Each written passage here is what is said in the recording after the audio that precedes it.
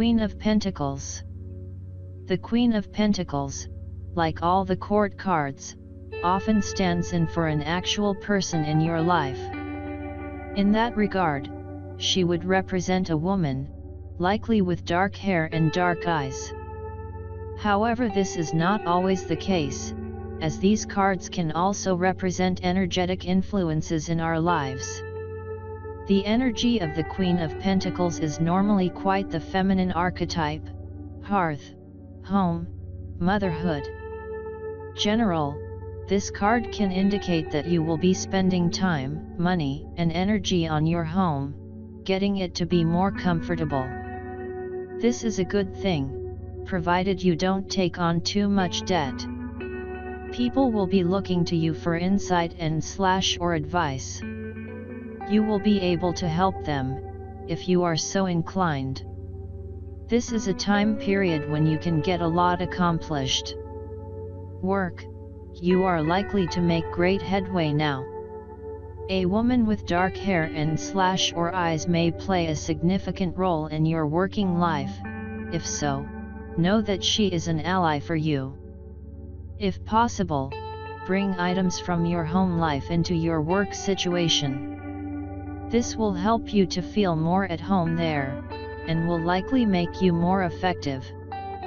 Love, in the context of love, this is a very feminine card, and also points to strategy, particularly for those who are not currently involved with anyone.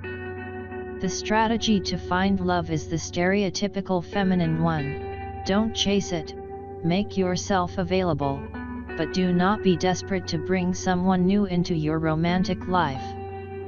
When the time is right, that will be made abundantly clear to you, and you won't have to do backflips to make something come about. Be upbeat, and know that you have many things in you which are worth loving. Finances, the Queen of Pentacles is an excellent omen when it comes to money. Your prosperity level is very likely to be increasing. Don't hesitate to spend some of your newfound wealth. Saving is important, but enjoying your life when you have the means to do so is also important. Share what you have when you can. Health, you may need to create time and space to focus on yourself first, in order for your health to truly improve. If you are constantly putting everyone before you and before your needs, then your health may suffer as a result. Balance in all things is important. You are just as important as anyone else.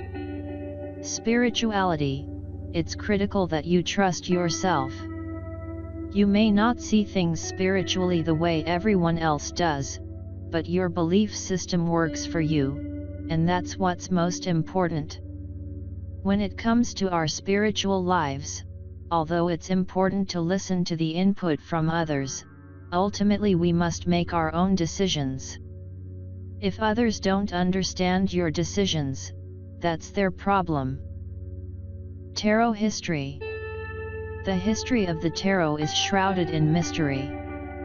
Very little in the way of concrete information is known about its origin, although many things have been written about it. We will probably never know the truth, as fact and fiction seem to be irrevocably mixed nowadays.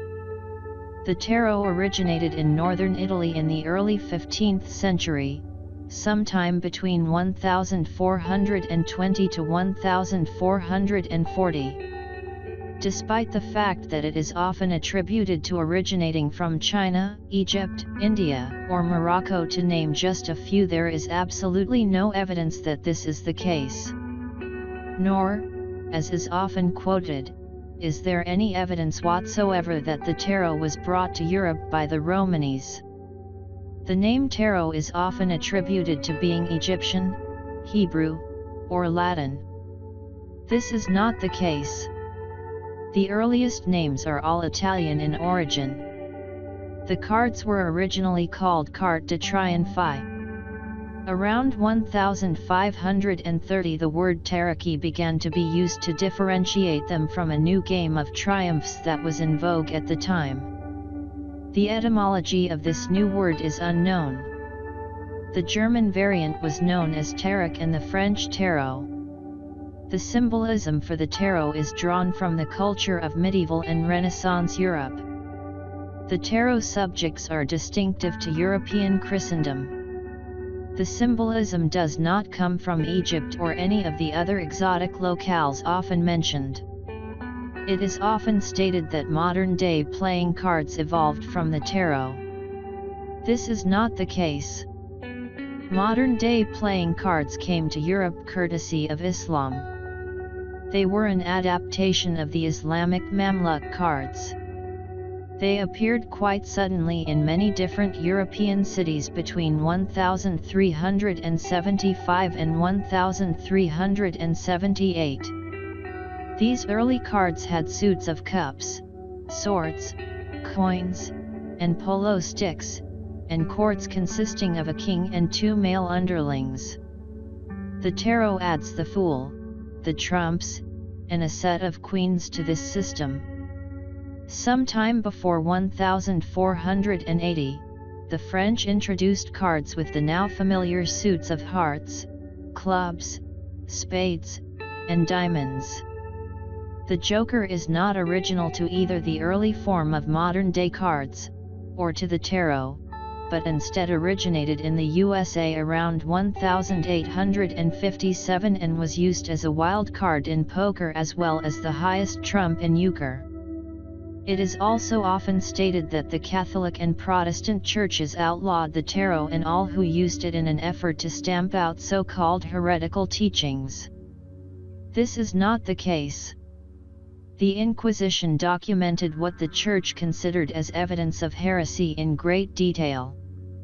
The tarot was not even mentioned.